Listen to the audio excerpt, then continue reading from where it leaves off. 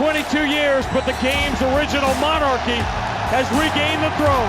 Larkin going slowly with the right-hand dribble. Now attacks Rubio. Over the shoulder pass. Ojale swings out to Jaylen Brown. 3 in the air for the game. Go! Got it! He got it! What's going on, Broadway Nation? I'm Jake Seymour, and as always, I'm joined with Reid Miller and Kyle Baxter. And today we have a special guest. We've been hyping this up all week. Sean Grande is joining us for this week's episode of the GRD Podcast.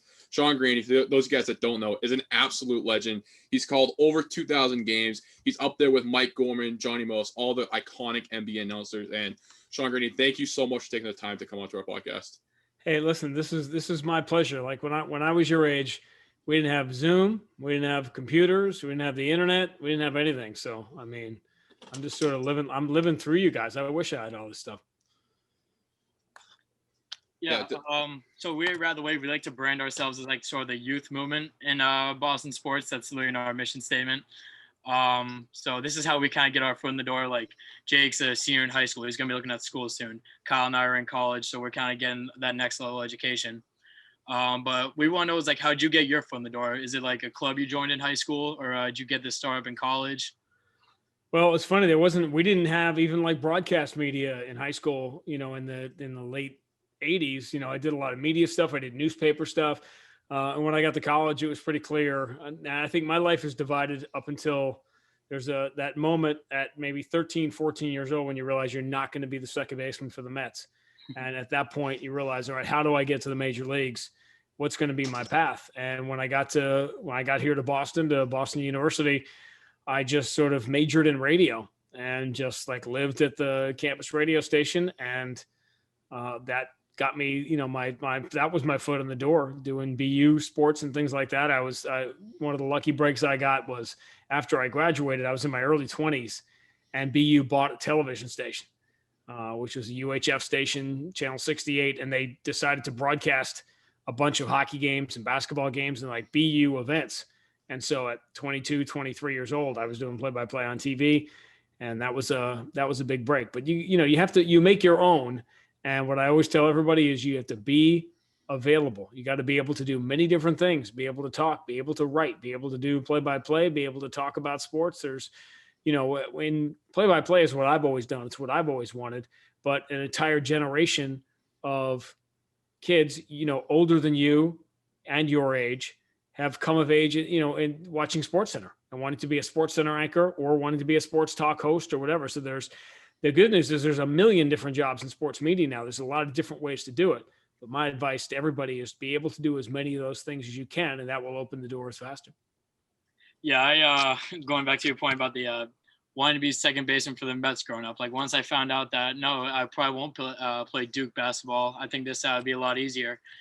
So that's really interesting to hear, especially like considering how it was back then and to now with all these platforms such as this one. So just really interesting to see how everyone gets their foot in the doors, because I think that it is very interesting. It's like sort of like the old-fashioned way, like you said. But Jake, did you have a question about? Probably yeah, you had one. I remember you said. Yeah, so piggybacking off that, you covered everything from, I see all on your Twitter, you're doing, one day you're doing boxing, then back to Celtics basketball, then MMA. Like, you do literally everything. And I think that's cool just from someone else to see, just to look at that and say, this guy does it all. And but one of the things that caught my eye was you did the Minnesota Timberwolves play-by-play for the TV, before you returned to Boston. And you kind of came back, and then Kevin Garnett soon followed you. So my question to you is, how did your relationship with Kevin Garnett change from, the Minnesota TV time all the way to, when you both were in Boston for the radio? Well, first, Wally Zerbiak followed me first. That was like a test run. And then KG came after. I'm pretty blessed to have gotten to call 9 years of Kevin Garnett games, the 6 in Boston, the 3 in Minnesota, and, being around him. And, when you get to see him now and his face lights up because he makes very strong connections to people, especially people who sort of been in the battle with him, whether it be teammates or just, people he's been around in organizations and traveled with or whatever. So it's always it's a very warm feeling. And it's funny because he was sort of like he was my favorite player in my early 20s, mid 20s when he first came into the league. And then all of a sudden I ended up in Minnesota, and then he followed me to Boston. It was amazing to see. I think what I usually talk about is that spring of 2007 when I was here in Boston and the rumors were starting. And it occurred to me very quickly, I got the feeling around me that people didn't quite understand what Kevin Garnett was. Not just how good he was, but the overall impact that we now know to be Kevin Garnett. Why his number, of course, has to go to the rafters, and I'm glad that it finally will. People in 2007 didn't realize it, and I often go back to one of the seminal moments I thought in my particular job. I remember that spring talking it up, and people around me weren't quite grasping it, and I realized that Mike and Tommy and Max and I had done such a good job promoting the younger guys, the Al Jeffersons and the Delonte Wests and this whole thing, that fans had really become attached to that young group. And there was a famous poll in the Boston Herald that I often reference in the spring of 2007 that said, would you trade Al Jefferson for Kevin Garnett? And 81% of the people said no. And a guy we've already talked about here, I don't want to throw him under the bus, Tommy Heinsohn, said he would quit if the Celtics traded Al Jefferson to get Kevin Garnett. And of course, that didn't happen, thankfully. But that people just didn't understand what he was. And national people were saying, oh man, he's not going to fit in Boston and whatever. And I was thinking to myself, are you insane? I don't want to give away too much of what I'm going to write for the Jumbotron when that day finally comes. But it was it's a love story, Boston and Kevin Garnett, and how they were apart for many years. And they were, soulmates that finally got together.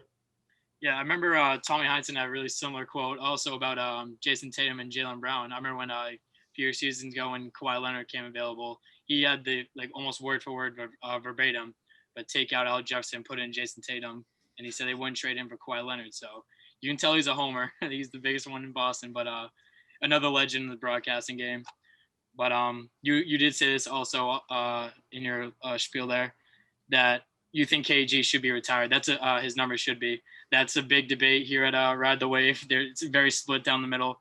But well, good. Let me interject it, because there's a reason. One of the things you talk about, all these things I've done, I've never really been a talk show host.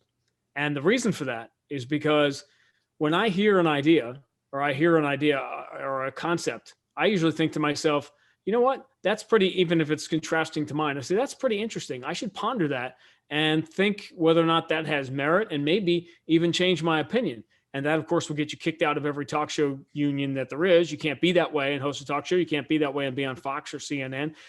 However, there is one issue on which I will never surrender, and there is no debate.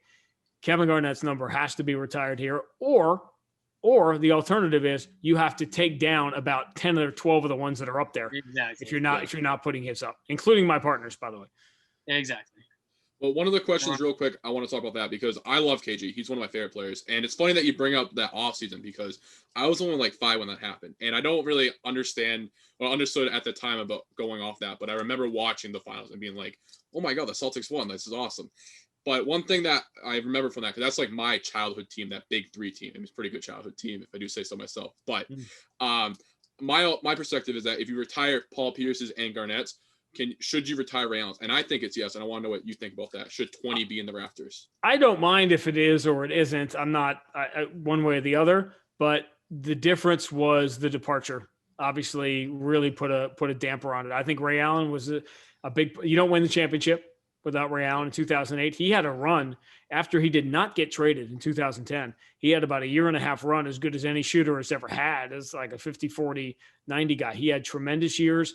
I don't think you cheapen. Like I said, you could probably pick a couple that are up there now that you would rank on par, certainly with Ray Allen. But I think, remember, Kevin Garnett and Paul Pierce didn't choose to leave. Ray Allen chose to leave. We had this discussion a lot this past year because I always thought Al Horford did the same thing that Ray did. He left to go to a team that was essentially the rival and the conference favorite, and yet everyone hated Kyrie so much. There was so much animus towards Kyrie. Al kind of got away with it. Whereas in this case, I think the fans took their cue from Kevin Garnett, and to a lesser degree, Paul Pierce and whatever. They were very unhappy with Ray and how he left. I think it's going to take a lot of, that 08 team hasn't gotten back together yet. And, Ray missed an opportunity on Paul Pierce night. That would have been the perfect weekend for him to sort of come back and mend the fences. And I think that has to happen first. I wouldn't be bothered if his number went up, but I do think there's a gap between Kevin Garnett and Ray Allen as far as to me, there's a no-brainer discussion with KG, whereas Ray, one way or the other, I think it's fine. Yeah. I kind of want to shift our focus to like modern day, not just back in 08. The NBA bubble. Obviously, it's a very secluded environment, so not a lot of people can come in and out. But for you personally, since you can't really be in the arena talking, like reacting to what you see, how has that changed the way you watch the game? Like, are you able to watch it more as a fan and more react to that in that sense, or are you just able to call a game little to no difference or struggle? It's one of the hardest things. It's a good question. It's one of the hardest things I've ever had to do. And I've said many times, I said it to a friend of mine at Turner, it was a lot closer to acting than I'm comfortable with. But that really was the job. I think you had to psych yourself into a place of performing as if this was game 4 of the conference finals, as if it was a sellout crowd, and be so focused on the game itself that you just, I think the greatest compliment I've gotten and that Max and I've gotten the last few months was that, hey, it sounded just like a regular game. Or I had a few people randomly stop me on the street in Boston and they were surprised to see me because they thought we were in the bubble. And that to me was the greatest compliment, that it sounded so legitimate that it felt like we were there. And that's what, I think we went over the top a little bit emotionally to put ourselves there, but it was very difficult, and hopefully we won't have to do it too much in the next year, but we'll see. One of the funny things I did see from that you were talking about on Twitter was that Maxwell somehow got pizza into the broadcast room because you guys were in the locker room, which is must have been pretty cool. But I mean, talk about that, like how was being in the locker room, and then obviously Maxwell, that pizza story is pretty funny. Yeah, well, I do it as a sort of a comedic setup to that story, how we had to go through all these security checks to get into the building, and then in the Garden you go up and down, back staircases, and doors are opening that don't normally open because they're sensor detectives, and there's lights on and off normally, and you get through this whole cavernous building, and you feel like you're in an episode of 24 or something where you're in a Scandinavian prison, and then all of a sudden you look up and Max somehow got pizza delivered. So it kind of it takes away from it. The locker room it was a great place to be because the games were being delivered there from Orlando and then distributed out to places like NBC Boston or whatever. So we could have a lot of different monitors. We could see a lot of things. One of the values I realized on social media was things that normally 20 people tweet out that, Jaylen Brown, like during a commercial break. TV, you can't see it if you're watching the game on TV, but it's, Jaylen Brown got up and walked off on his own power. And I realized pretty quick that people couldn't see that. There weren't people tweeting it out. So I realized that I could. And, that kind of, you're informing people of things like that are different. But it was an adventure. The locker room was great. And my son, who got to come with me a few times, imagine being you said you got spoiled in your childhood rooting for the Big Three Celtics. You can imagine my son's had a pretty spoiled childhood that way. And sort of, hanging out with his dad and Max in the locker room at 8 years old was pretty cool for him. That's incredible. Yeah. I guess now we're talking about, Jake, do you have a question real quick? I was saying that sounds like a pretty cool highlight for an 8-year-old to come back to school and say, hey, my dad brought me to the Celtics locker room over the summer. Yeah. I guess going off the topic of Celtics locker room, just like throughout the years, like connected to this team, it's a very young team nowadays, especially with the two young guns and this bench. So as someone who works so close with the team, is there someone you think these young guys on the bench like look to as like that ringleader, a voice on the team, that sense of direction? Because we saw this young bunch of like 3, 4, 5 rookies come in this year, probably some more coming in this next year. Like, is there anyone you look to in that locker room as their sense of direction or that voice? I think what's happening here is that if we're talking about Jason Tatum and Jaylen Brown, I think they are very quickly evolving into the guys themselves. And I think it didn't work very well in 2019 when there were guys who sort of took it upon themselves, I think we know what we're talking about, to be the leader, and they didn't react very well to it. I often said, listen, you could have an hour conversation about Kyrie separately, and I'm a lot more, I say nicer things about Kyrie than most do, because I think he's a very complicated guy and it's a complicated issue. But the one thing I said often, even in real time during 2019, is that a leader without any followers is just a guy out for a walk. And that I think was the case in 2019. I think Jaylen and Jason are becoming their own guys. I think that Celtics bench needs some more of that. I think you need an Andre Iguodala type guy on there, not to be the team leader, not to be the Kevin Garnett. I think Jason Tatum and Jaylen Brown and Marcus Smart, they're going to be their own guys. You don't need a dominant locker room leader that way, but you need those guys to show you the way, who are there to go to if you want. And I think that's where listen, you can't have everything, in a roster. And I think that's ideally that the Celtics, one of the problems they had in 2018, 2019 is that they had too many young guys in those 6 to 9 spots on the roster. When, as we now know, you want your younger guys and your guys getting into their prime to be the leaders, and you need the veterans like Golden State had with Livingston and Iguodala and Zaza Pachulia, those guys to be your quote unquote role players.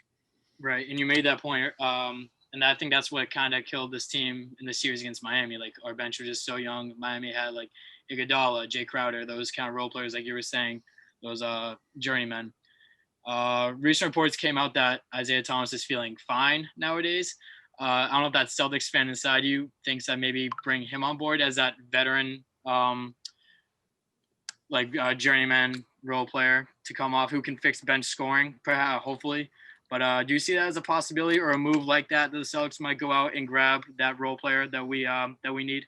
I think people would love it. Wouldn't that be a perfect dream ending for Isaiah to be healthy and then to be that 6th man, 7th man and create that instant offense off the bench? It's tough with roster spots and what you need them for. I think ideally, I think he's going to be valued to somebody. And I think we're all hoping that's the case, because it was extremely difficult to watch him be the 5th best player in the league one year and then the 5th worst player in the league the year after that, because he couldn't move. So that would be a great story. I wonder if someone's going to value him more than the Celtics would have available to give him, if he truly is healthy. But that was an extraordinary, organic love affair that I had never seen between an athlete and a city. How quickly it happened, how quickly the city adopted him as sort of an iconic sports figure. Yeah, so one of the points, too, I was thinking of with this whole team was that I've been preaching at the deadline. I really wanted Danny Ainge to make a move. And unfortunately, it's kind of like the common theme the last couple of years is that, Celtics are going to make a move. One year with Jimmy Butler, another with Anthony Davis. But this year, I really want to see Iguodala in a Celtics uniform. And I thought that would have been something good, like a good veteran thing. And I kind of feel like it showed. But heading into this offseason now that we know what happened in the bubble, what do you think is one thing that Celtics could improve on going into next season? Health. How many times did you have everybody?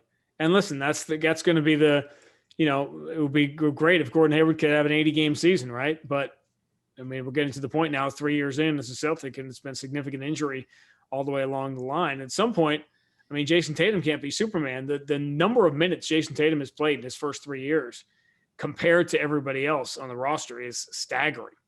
He's just been so reliable and able to play big minutes. And now as he's moving towards his prime, you're going to lean on him even heavier. But, Kemba was relatively healthy throughout the course of the year, but not completely healthy.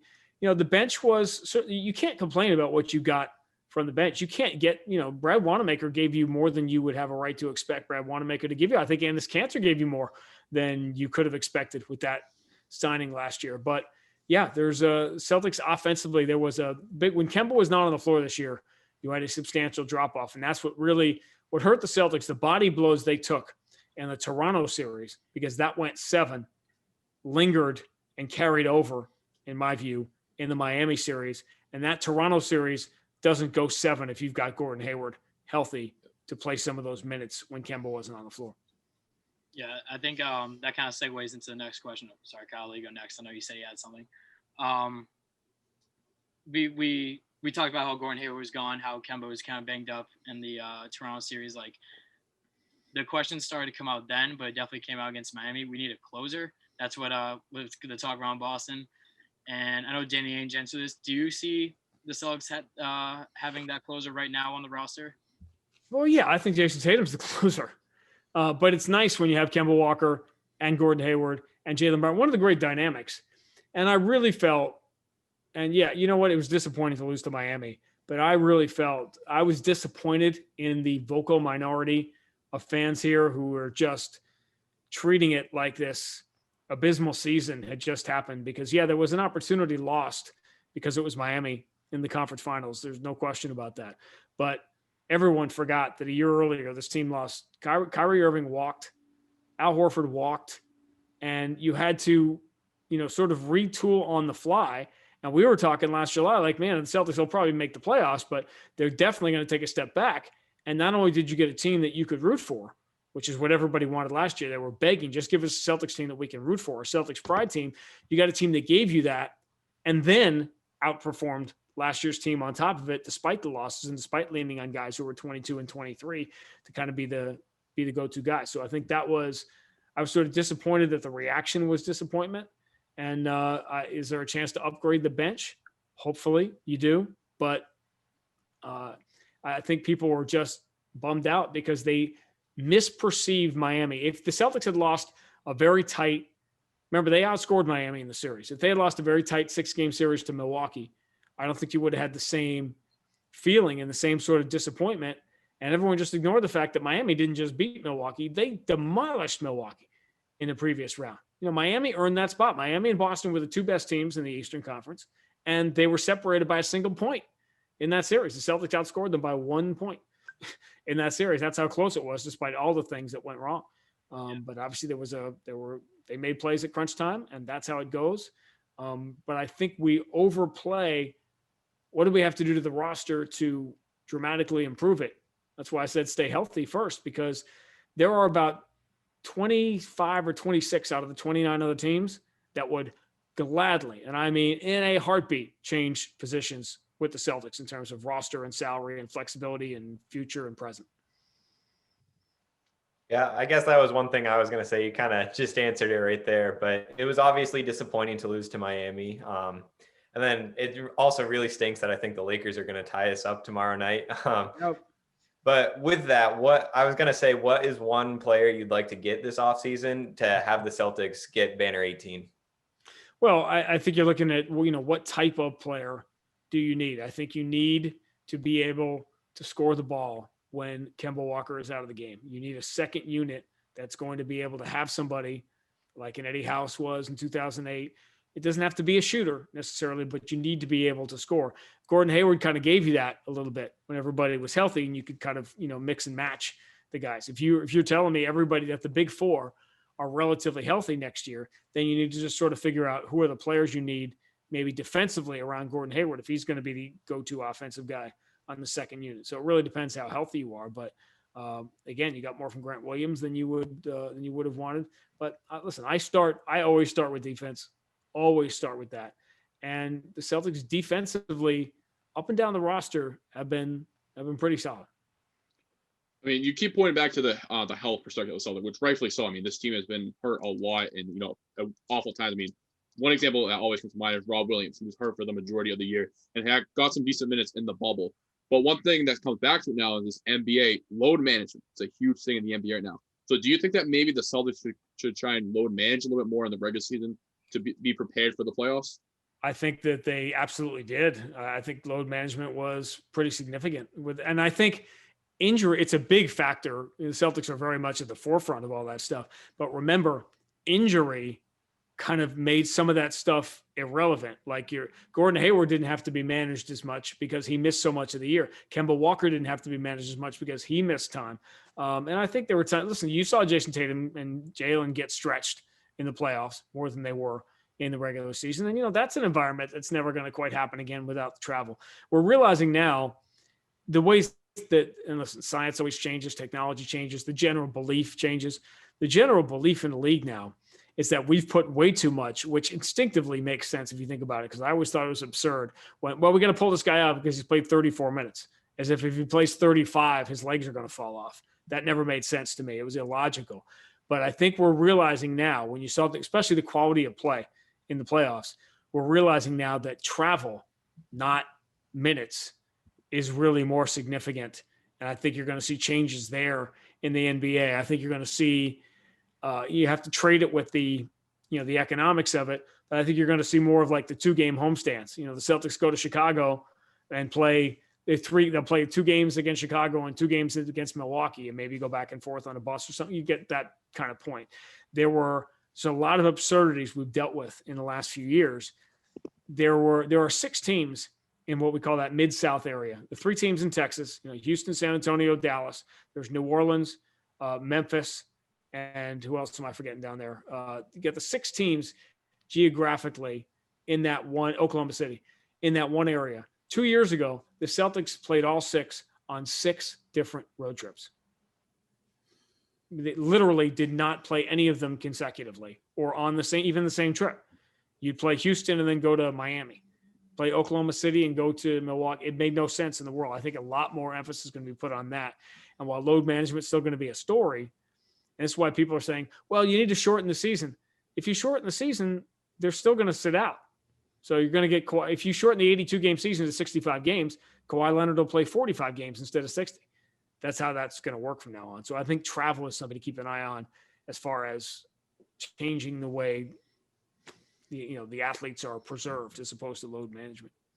Yeah, and like some of that element of travel, like that was completely eliminated during the bubble, and we saw like obviously no fans. You're playing in the same spot night in, night out. Some teams benefit more from it more than others. Obviously, Miami. We were talking about this on the show one episode ago, I think, with the amount of young guys in their rotation and like Bam, Tyler Hero, Robinson, Nunn. I'm not sure how well they would adapt in a playoff environment, especially in Milwaukee. Like playing that place in the playoffs is torture. That's how the Celtics, that's how we got bounced last year, among other reasons. Do you think the Celtics benefit from this bubble experience, like as far as playing against Toronto, not having to do that, or having teams come in to play against Boston? Like, would we go further? Would we get eliminated maybe a little earlier, do you think? Would the Celtics have won a 7th game in Toronto? I mean, the odds obviously would have changed. It's funny. We did these simulation games when the pandemic first started, and the way the Celtics did win the 7th game in Toronto. It's just kind of funny the way things worked out, the way it was computer simulated. But I think it helped the Celtics because the Celtics were one of those teams, particularly the second half of the year, they weren't affected by where they played. In fact, if you remember, the Celtics had not won a game at TD Garden since they beat the Clippers in that great overtime game in February. The Celtics had a 4 or 5 game home losing streak going into the pandemic. So I think it certainly, it helped them. And the Sixers were so good all year on their home floor. What were they, like 26-5 or whatever they were on their home floor in the home games, and they lost the 2 home, quote unquote home games, in the playoffs. So I think the Celtics actually did benefit from it.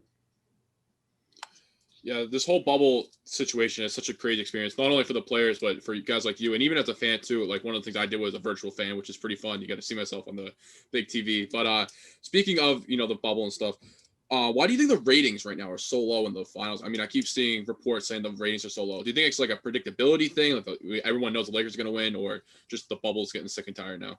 I think it's a lot of it. And I think the NBA did a miraculous thing here. Creating these playoffs at an extraordinarily high level to be able to play a championship season. But let's not pretend that as a television product, it matches playing in the arenas.